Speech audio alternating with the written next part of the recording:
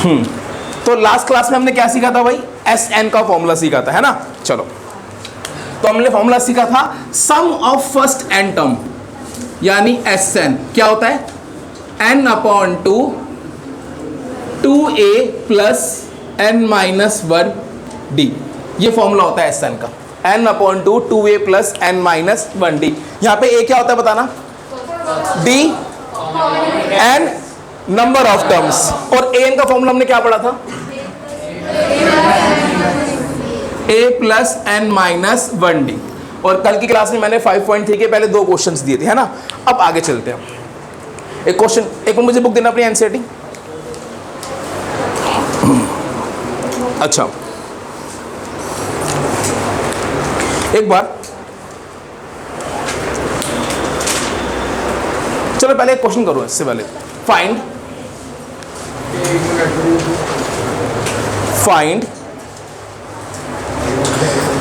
the sum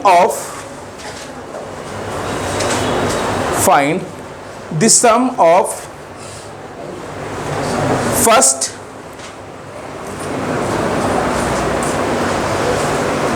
15 terms of the following AP. Also find its 15th term। और आपके पास जो AP है वो ये है,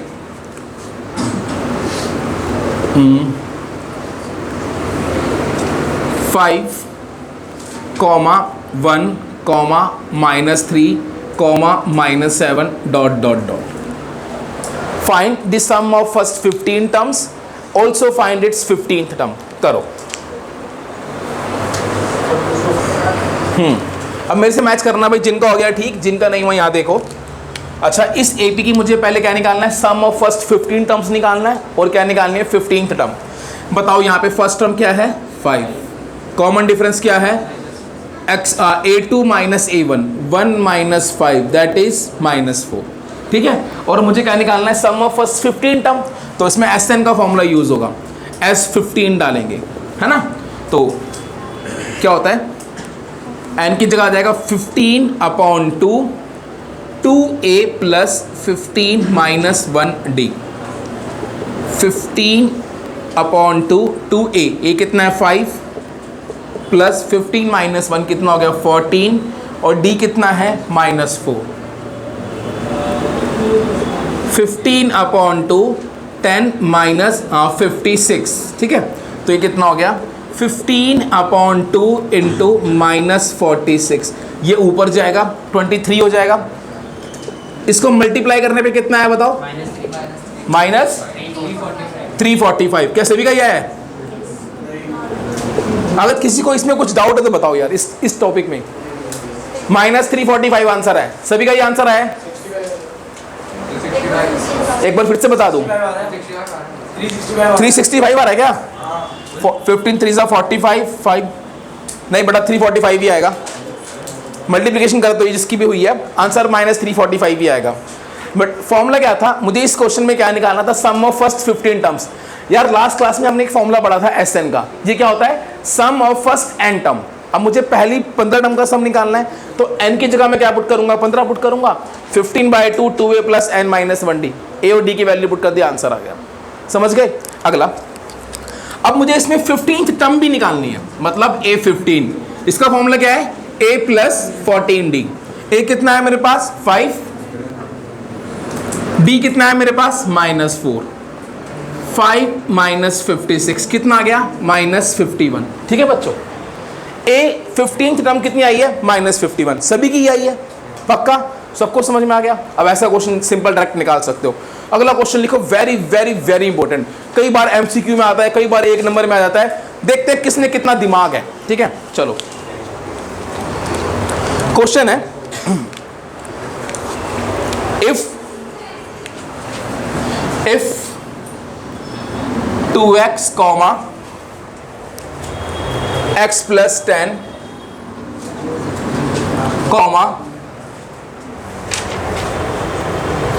3x plus 2, बोलो नहीं, are in AP, then find x। समझ गए? अगर ये तीनों टर्म्स AP में है तो क्या निकालो? x की वैल्यू निकालो। बात समझ में आ गई? अच्छे से आ गई? निकालो। अब भाई जिसका हो गया ठीक, जिसका नहीं हो यहां ध्यान देना क्योंकि इंपॉर्टेंट क्वेश्चन है। ये तीनों टर्म्स AP में, मुझे बोला है कि ये तीनों AP में है, तो x की वैल्यू निकालनी है। अब मुझे बताओ AP की कंडीशन क्या है कि इन दोनों का डिफरेंस और इन दोनों का डिफरेंस इक्वल होगा। यही तो कंडीशन है AP की। अगर कोई तीन टर्म्स AP में होती है तो इसका मतलब क्या है? उनके बीच का डिफरेंस सेम होगा। तो अगर सॉल्यूशन, अब अगर ये AP में है तो मैं कह सकता हूं x plus 10 minus 2x equal होगा किसके? 3x plus 2 minus x plus 10। ये स्टेप किसको समझ नहीं आया? क्यों नहीं आया बेटा? जब तीन टर्म्स AP में होती हैं, जब, अबे मुझे एक बात का जवाब देना यार। देखिए 2 है, 5 है, 8 है, ये AP में क्यों है बता? ये AP में क्यों है? क्योंकि इनका डिफरेंस सेम है। This minus this equal to this minus this. तो हाँ बोला तो है ना ये AP में है। अगर ये AP में है तो उसका मतलब क्या होगा? डिफरेंस सेम होगा तभी तो AP में होंगे। क्वेश्चन में बोला है कि तीनों AP के टर्म्स हैं। समझ गए? ये क्वेश्चन गिवन था कि, मैं बता रहा हूँ सुन तो ले, ये क्वेश्चन गिवन था कि ये AP में है। अब अगर AP में है तो this minus this equal to this minus this होगा। अब अगर ये तीन AP में है तो मुझे एक बात का जवाब दे दे, 5 minus 2 is equal to 8 minus 5 नहीं होगा?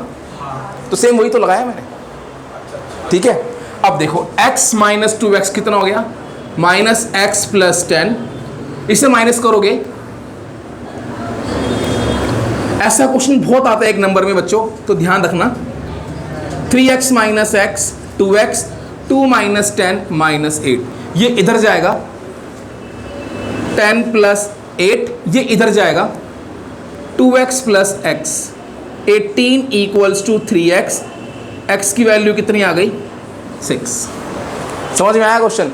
ऐसा क्वेश्चन एक अभी भी नहीं आया भाई। देखना भाई ये 3 नंबर AP में, इसका मतलब क्या होता है? सर ये 2x कहाँ चला गया दूसरे उसमें? स्टार्टिंग में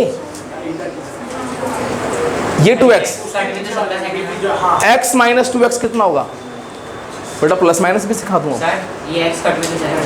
चल क्या? ये x x इधर ऊपर साइड, हाँ ऊपर, हाँ इधर माइनस x इधर भी माइनस x। हाँ तो क्या करूँ? अरे ये तो कैलकुलेशन जैसे मर्जी कर लो, तेरा आंसर 6 आ रहा है ना। हाँ बस बात खत्म। क्वेश्चन लिखो, बिल्कुल सेम ऐसी क्वेश्चन दे रहा हूं, आपकी एग्जाम्पलर का है। क्वेश्चन है डिटरमाइन k। अब क्या निकालना है? अपने k की वैल्यू निकालनी है। Determine k so that,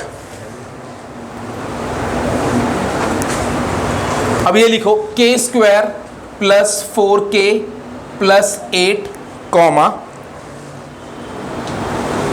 2k square plus 3k plus 6 comma 3k square plus 4k plus 4। ये क्वेश्चन है। Determine k if this and this and this are the 3 consecutive terms of AP, are the 3 consecutive terms of AP। समझ गए? Determine K if this and this are 3 consecutive terms of AP। Same वही question है, ये तीनों क्या है? AP की terms हैं। तो अब होगा क्या? This minus this equal to क्या होगा? दिस माइनस दिस करो और K की वैल्यू निकालो। देखो भाई, अब इधर देखो ध्यान से, अब यहां देखो ध्यान से, बोलना नहीं कोई। भाई ये तीनों AP में है तो इसका मतलब क्या है? Solution A2 minus A1 equals to होगा A3 माइनस A2 होगा। तीनों AP में है। अब A2 कितना है? 2k square plus 3k plus 6 minus A1, k square plus 4k plus 8। अगला A3 कितना है? 3k square plus 4k plus 4 minus A2, 2k square plus 3k plus 6। अब ध्यान देना, जब ये ब्रैकेट ओपन होगा 2k square plus 3k plus 6 minus k square minus 4k minus 8, 3k square plus 4k plus 4 minus 2k square minus 3k minus 6। अब solve करो इसको। 2k square minus k square 3k minus 4k minus k 6 minus 8 minus 2। समझ गए? अगला 3k square minus 2k square k square 4k minus 3k k और 4 minus 6 minus 2। अब ध्यान देना यार, ये भी k स्क्वायर है, ये भी k स्क्वायर है, ये दोनों कैंसिल हो गए। ये -2 और ये -2 ये भी कैंसिल हो गए, ये तो बच गया। अब ये इधर आएगा, सर ये माइनस से माइनस और प्लस का कट जाएगा। क्यों बड़े इक्वल है बीच में, अगर इक्वल नहीं होता तो कैंसिल होता ना। वो कैसे कैंसिल होगा? ये k स्क्वायर को इधर लाएगा तो माइनस k स्क्वायर बनेगा, k square minus k square cancel हो जाएगा। ऐसी -2 को इधर लाएगा तो +2 बन जाएगा, वो भी कैंसिल हो जाएगा। समझ गया? के भी तो कैसे कैंसिल होगा? k इधर आएगा तो माइनस के लाता रहा हूं, देख माइनस के बना यार। ठीक है सर। अगर इक्वल के दोनों तरफ सेम साइन और सेम वैल्यू हो तो क्या, प्लस हो गया ना, माइनस माइनस। अब कर तो रहा हूं मैं, क्या बता रहा हूं, इक्वल के दोनों तरफ सेम साइन और सेम वैल्यू तब कैंसिल होगा। समझ गया? अब देख माइनस के कितना हो गया, -2k इक्वल्स टू 0। ये इधर जाएगा 0/-2 कितना हो गया, 0। k की वैल्यू कितनी आई है, 0। एक बार नोट करो इसको। नेक्स्ट क्वेश्चन लिखना एक बारी।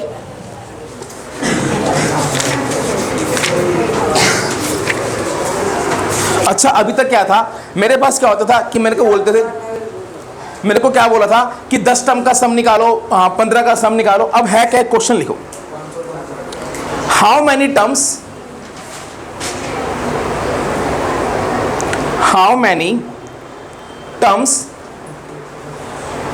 Of the series,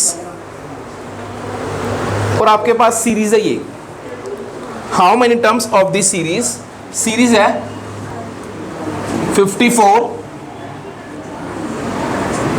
51, 48 ...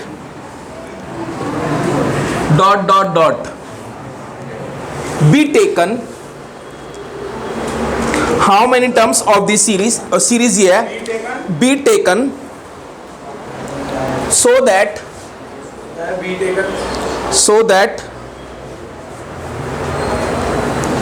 their sum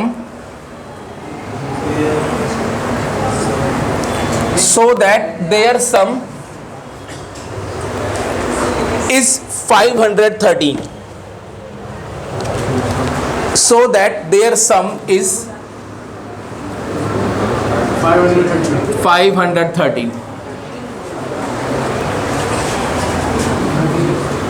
अब एक मिनट स्टॉप राइटिंग, यहां देखो ध्यान से। अब सुनो, क्या ये एपी है, क्या ये एपी है? अब क्वेश्चन ये बोला है कि इस एपी की कितनी टर्म्स लूं, इस एपी की कितनी टर्म्स लूं ताकि जो सम आए वो कितना है, 513। अभी तक क्या था, इससे पहले क्या क्या था, मैंने बोला था 15 टर्म का सम निकालो, 20 टर्म का सम निकालो, मैंने ऐसे क्वेश्चन कराए थे। अब क्या है कि मैं इस एपी की कितनी टर्म्स का सम ये होगा, मुझे ये बताना है। मतलब मुझे क्या निकालना है, नंबर ऑफ टर्म्स निकालना है। अब सुन लो, जब भी कभी क्या हो, नंबर ऑफ टर्म्स निकालना हो, पहले मुझे एक बात का जवाब दो। यहां पर फर्स्ट टर्म क्या है, यहां पे कॉमन डिफरेंस कितना है, -3। अब लिखेंगे लेट Sn इक्वल्स टू 513। कर लिया। अब Sn का फॉर्मूला क्या होता है, n/2 2a plus n-1d equals to कितना आ गया, 513।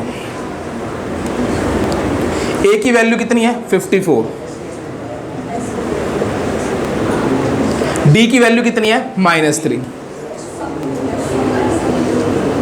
अब देखना है बेटा मैं कैलकुलेशन कैसे कर रहा हूं, यहां पर ध्यान देना सारे, और यहां ध्यान दो, देखो मैं कैसे कर रहा हूं। ये 2 ऊपर जाएगा, 2 × 54 कितना हो गया, 108 -3n + 3। ये 2 पर जाएगा तो इससे मल्टीप्लाई होगा, 2 3 = 6, 2 1 = 2, 2 5 = 10। समझ गए सारे? ये से मल्टीप्लाई हो गया। अब इसको अंदर मल्टीप्लाई कर दो। अच्छा पहले देखो n 108 प्लस 3 कितना हो गया? 111 माइनस 3n इक्वल्स टू 1026। समझ में आ गया सारे स्टेप? अब इधर देखो, n को अंदर मल्टीप्लाई करो तो ये कितना हो गया?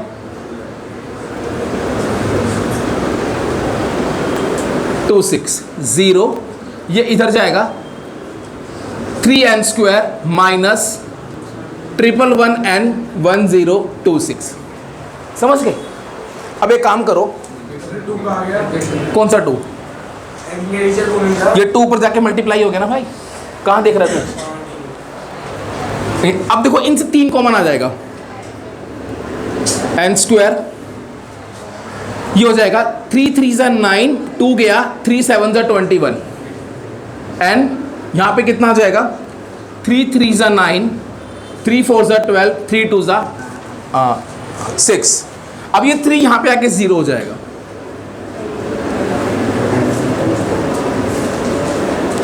अब यार देखो ये क्या बन गई? ये क्वाड्रेटिक इक्वेशन बन गई। इससे पहले चैप्टर 4 किया था, वहाँ पे फैक्टराइजेशन सीखी थी। अगर फैक्टराइजेशन ना हो तो किससे करोगे यार? डी से करो। समझ गए भाई? अब यहाँ हाँ बी स्क्वायर माइनस 4ac। अब बता रहा हूँ यहाँ पे इसके फैक्टर क्या होंगे?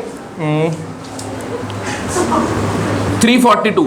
बोलना नहीं प्लीज यार। हाँ 2 1 ज़ा 2, 2 7 ज़ा 14, 2 1 ज़ा 2।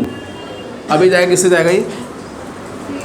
हाँ 3 से जाएगा, 3 5 ज़ा 15, 2 गया, 3 7 ज़ा 21, फिर 3 से जाएगा 19, और 19 क्या है? प्राइम नंबर है और किसी से नहीं जाएगा। अब आपने कॉम्बिनेशन बनाने होते हैं।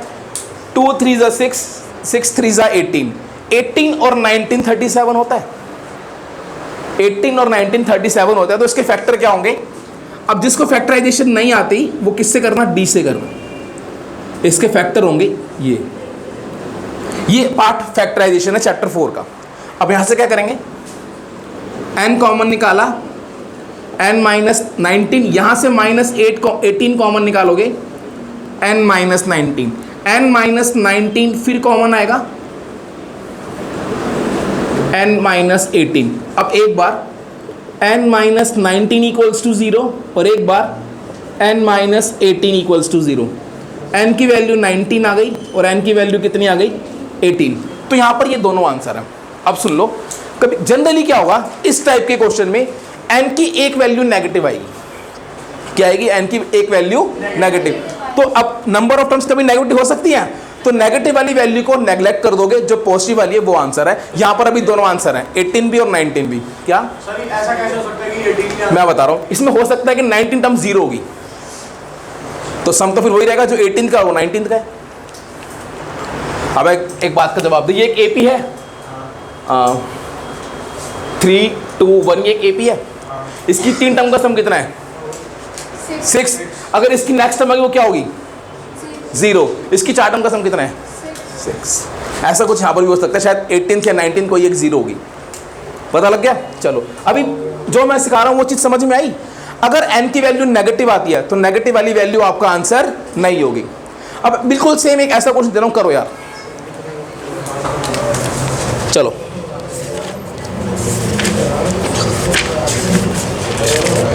बोलो नहीं, बस क्वेश्चन करो।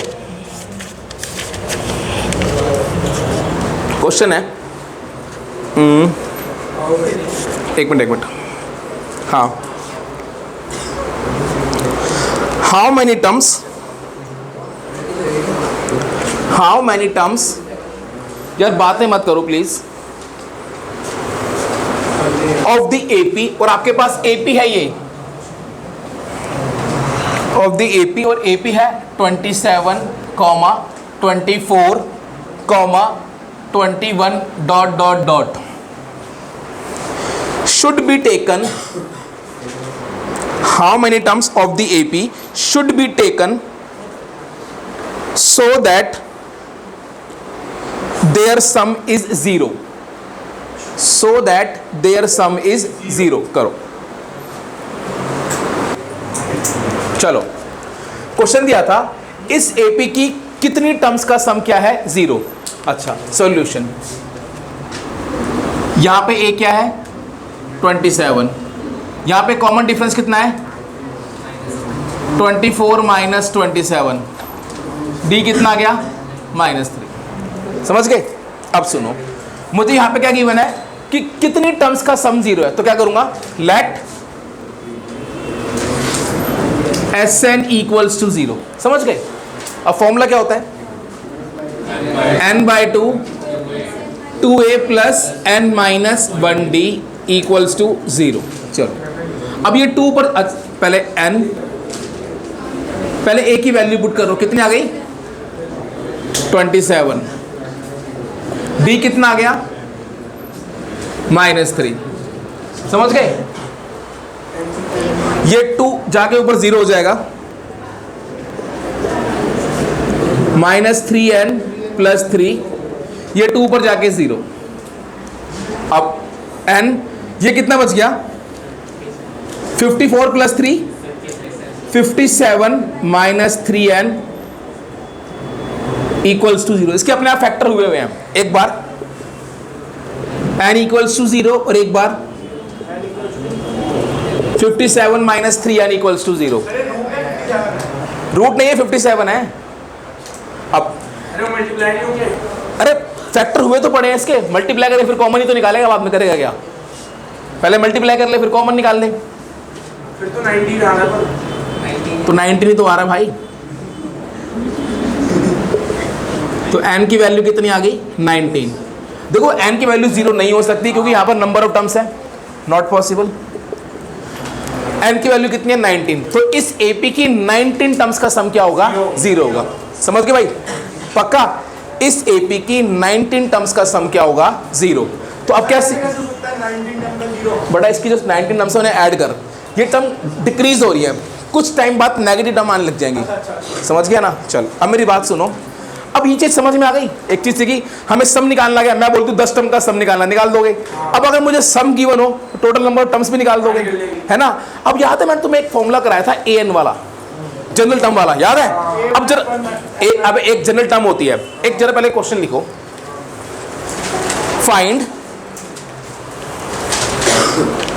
Find the sum of first 15 terms of an AP.